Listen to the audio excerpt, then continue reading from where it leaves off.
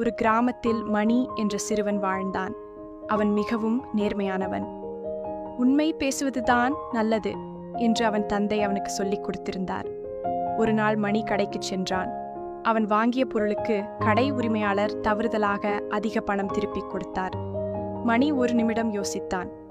இந்த பணத்தை வைத்துக் கொண்டால் யாருக்கும் தெரியாது என்று அவன் மனம் சொன்னது. ஆனால் அவன் தந்தையின் வார்த்தை அவனுக்கு நினைவுக்கு வந்தது. மணி உடனே கடைக்குள் சென்று, அண்ணா, நீங்கள் எனக்கு அதிக பணம் கொடுத்து விட்டீர்கள் என்று பணத்தை திருப்பிக் கொடுத்தான். கடை உரிமையாளர் மகிழ்ச்சியுடன் சொன்னார், மணி, நீ மிகவும் நல்ல பையன். உன் நேர்மைதான் உன் பெரிய செல்வம். அந்த செய்தி கிராமம் முழுவதும் பரவியது.